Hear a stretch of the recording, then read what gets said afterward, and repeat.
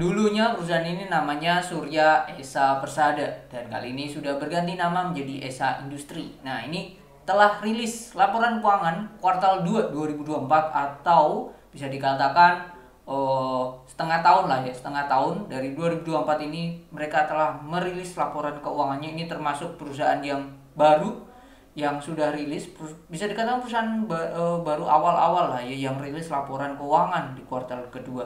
Hasilnya luar biasa. Apa yang membuat labanya naik signifikan akan kita ulas di video kali ini tentang laporan keuangan kuartal 2 dari saham ESA.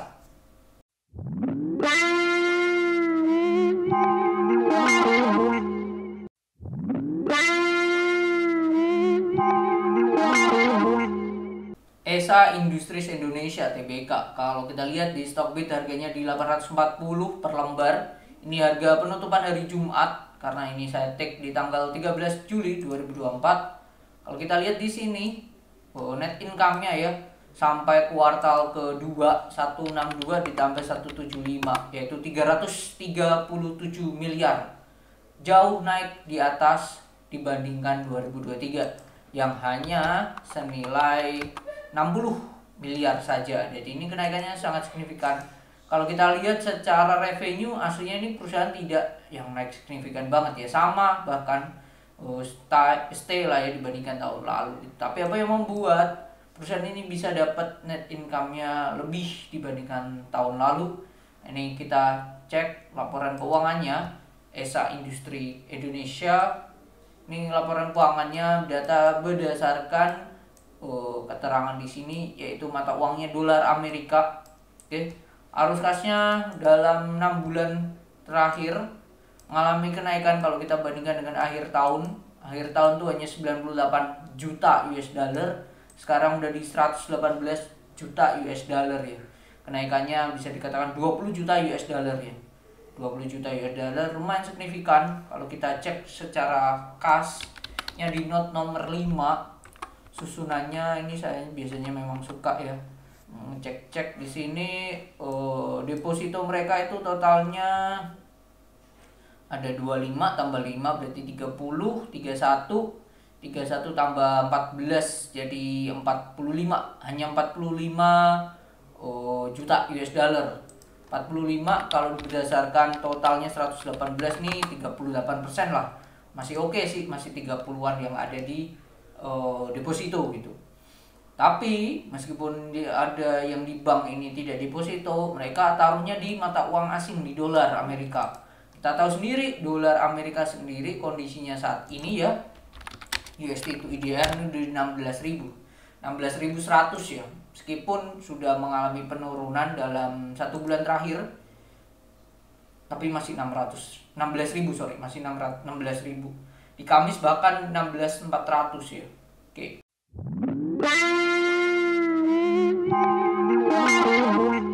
Tuh, jadi menurut saya mereka cerdas melihat hal itu. Gitu. Tingkat suku bunga deposito itu 4,85 sampai 5,80. Jadi adanya kenaikan dibandingkan dengan tahun lalu gitu. Harusnya dengan lihat seperti ini harusnya mereka penghasilan uangnya naik. Oke, kita cek lagi reliabilitas utang berbunga mereka. Ini ada utang bank 74 juta sama utang jangka panjang yang berbunga ini 35. Jadi kalau di total utang berbunga mereka adalah 74092 ditambah dengan 35477 109 juta US dollar. Sedangkan kasnya mereka 118. Jadi kasnya masih bisa nge-cover. Jadi perusahaan ini menurut saya sehat-sehat aja. Saldo laba yang belum ditentukan penggunanya 223 juta US dollar. Wow.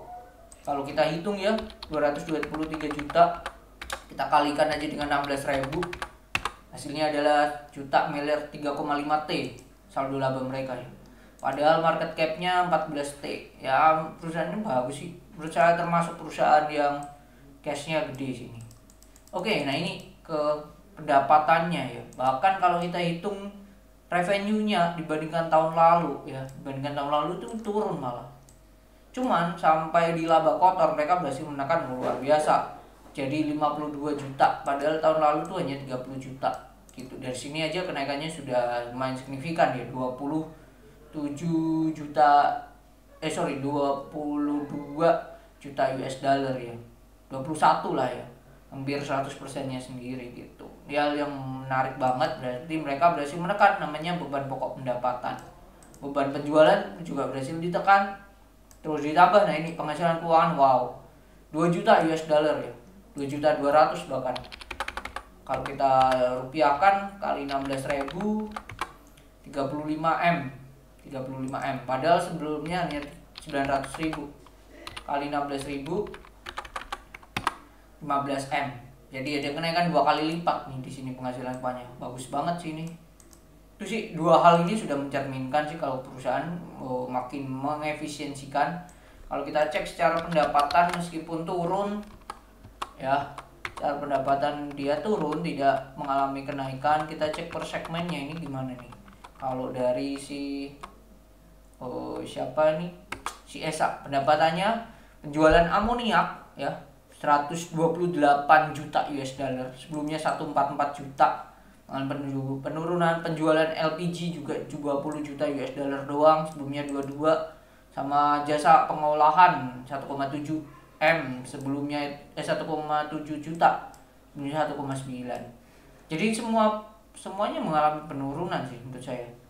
Terus dari ini customer yang dulunya menghasilkan 10% dari revenue-nya, semuanya juga mengalami penurunan. Genesis Corporation ini juga 128 juta, sebelumnya 144 juta. Pertamina Patra Niaga itu juga 20 juta, sebelumnya 22. Nah ini beban pokok pendapatan di sini mereka berhasil menekan hanya 99 juta. Nah, mereka berhasil menekan dari bahan baku digunakan makin kecil, bagus, dan biaya pabrikasi turun, tenaga kerja langsung juga turun. Jadi so far mengalami penurunan sih dari beban pokok produksinya sendiri. Ya, bebannya sendiri sebelumnya 130 juta, sekarang hanya 96, bagus.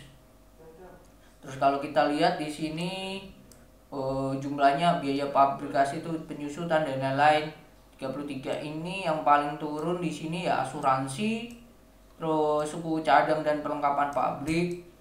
Yang paling besar ya ini perbaikan dan pemeliharaan, sebelumnya 14 juta, sekarang hanya 2 juta. Oke, ya pemeliharaan berkala kali ya, makanya mereka berhasil menekan.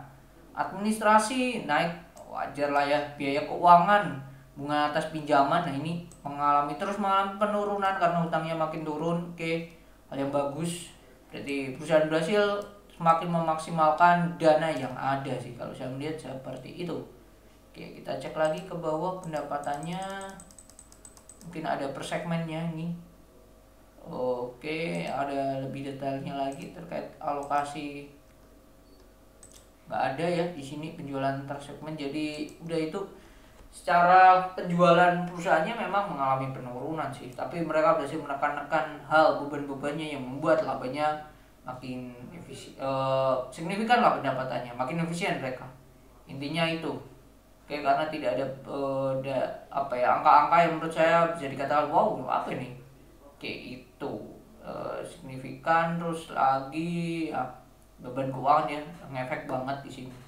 Arif kas dari aktivitas operasi 73 juta US dollar dalam satu semester. Aktivitas operasi, aktivitas investasi mereka dapat dana 2,9 juta, 5 juta sendiri dari pencairan investasi obligasi. Oke, beli aset tetap 2 juta US dollar. Oke, aktivitas pendanaan mereka keluar 56 juta. Paling banyak untuk bayar utang jangka panjang 52 juta US dollar. Oke, itu sih ini bagus menurut saya untuk perusahaan aktivitas operasinya. Nah, yang menarik kalau kita cek di sini, kita lihat di insider, di Stockbit Insider, sebelum data ini keluar ya, kita lihat kalau terbuka informasi ini kan munculnya, kalau kita naikkan ya. Bentar, kita cek di sini. Ini Juli ya, 12 Juli ditandatangani satu itu. Terus kalau rilisnya oleh siapa ini, IDX ya, kita lihat ya, terusnya IDX ini di bentar. Oke, kita kembalikan ke halaman 1. Nah, ini 12 Juli sama. 12 Juli ini baru rilis. Tapi kalau kita cek di sini di insider ya, sebelum 12 Juli ya, ada beberapa orang yang aslinya sebelumnya itu di Februari ini mereka belum punya saham kepemilikan ESA. Satu yaitu adalah salah satu taipannya adalah TP Rahmat ini, wah, orang konglomerat nih. Sebelumnya previousnya 0%, tapi di 29 Februari mereka beli. Ya. Lalu ada lagi adalah Akraya Internasional. Ini saya kurang tahu nih, ini perusahaannya siapa nih. Oke. Dia ini juga beli juga di 29 Februari juga sama. Nah, ini mungkin kita bisa cek di Google aja, ini miliknya siapa. Mungkin ada datanya di sini. Mas, sorry. Nah, ini kita copy. Nah, milik siapa? PT Angkasa Pura tentang, nah ini bisa dibaca sendiri siapa dan lain-lain. Oke, temui para pemimpin PT Akraya Internasional sebagai chairman Akraya sekaligus vice president komisioner dari ESA. Oke, dari vice president komisioner dari ESA ini kita cek lagi di sini tentang ESA. Ntar ESA, oke, secara profile vice president, oke, komisioner Sander Vinod Laroya. Ini sama yang miliki. Oke, berarti mereka miliki juga lewat tadi, tadi mana nih? Oke, lewat Akraya Internasional. Tuh. Terus 29 Februari juga, ya ini Garibaldi Thohir ya, ini Boy Thohir, luar biasa. Mereka beliau ini sebelumnya itu punya 5,5%, 5,55% kepemilikan, yaitu senilai 956 juta US dollar.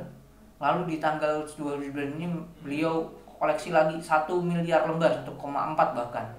Jadi sekarang di 29 Februari itu udah punya kemungkinan 14% mereka, Boy Thohir ini. Sebelum rilis laporan keuangan 12 Juli. Ya, rilisnya tadi kita cek tadi ya 12 Juli. Sebelum itu. Lalu sebelumnya itu di Juni ini ada lagi. Ya, Akraya Internasional nambah, Boy Thohir juga nambah, Pak TP Rahmat juga nambah. Jadi ini konglomerat ya. Pak TP Rahmat sekarang ya saat saya take di 13 Juli itu sudah punya kepemilikan 7%. Atau kalau kita hitung berdasarkan harga sekarang, jumlah lembarnya ya 123305726, itu jumlah lembarnya kita kali dengan harga sekarang 840 juta miliar 1 triliun.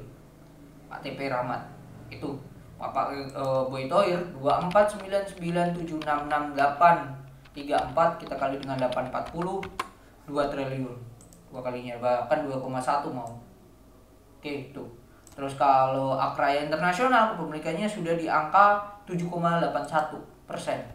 1345278 dikali 840 1,1. Jadi paling kecil di antara tiga ini Pak TP Rahmat 7,16% dengan nominal ya 1 triliun, lalu Akraya Internasional 1,1, lalu Pak Boy Thohir ini hampir 2,1 triliun gitu. Dan ini baru ya, orang-orang konglomerat ini kan baru mengoleksi si ESA-nya ini. Nah, kalau ESA kita cek secara chart, apakah ini sahamnya memang lagi uptrend ya? Iya, dia baru breakout dari double bottom ini, top cup handle ini. Jadi ini potensinya akan menarik banget kalau dia berhasil break dari 840. Itu singkatnya. Nah, di Stockbit mereka ini dihargai wajarnya itu di 16,4 triliun. Ya. 16,472 kalau kita bagi dengan harga sekarang 17,23, hasilnya adalah 955 anggap aja. 955 harga sekarang 840 terdiskon 115 atau terdiskon senilai 12%. Itu kalau 900 ya. Menurut saya dengan semakin efisiensinya ESA ini terus lihat dari konglomerat itu melakukan pembelian, harusnya ada something yang besar di ESA ini sih. Apakah itu? Menurut saya hal yang positif sih. Kalau nggak positif, kenapa 3 konglomerat ini mengoleksi saham ESA terus menerus di tahun ini? Gitu sih, itu hal yang menarik. Padahal belum punya awalnya Februari baru beli Akraya Internasional dan juga Pak TP Rahmat itu. Pastikan ada something yang menarik di sini. Jadi itu mungkin kita sudah tahu bahwa apa yang membuat kenaikan labanya signifikan ya. mereka makin efisien. Tapi kalau dilihat dari revenue-nya, perusahaan ini dari lini bisnisnya ya udah agak berat ini buat kerut lagi gitu. Kalau kita cek juga revenue-nya tertinggi di 2022 sih. Oke, itu mungkin kembali lagi keputusan beli dan jual ke menurut preferensi masing-masing. Kalau menurut saya 840 masih worth it untuk dikoleksi, 1000 lah ya layak untuk harga wajarnya si ESA. Menurut saya seperti itu. Semoga bermanfaat dan kembali lagi dianalisa ulang, disesuaikan dengan preferensi masing-masing, keputusan kembali ke Bapak Ibu dan teman-teman masing-masing. Semoga bermanfaat, tapi yang terpenting semoga Bapak Ibu dan teman-teman sehat selalu. Bye bye.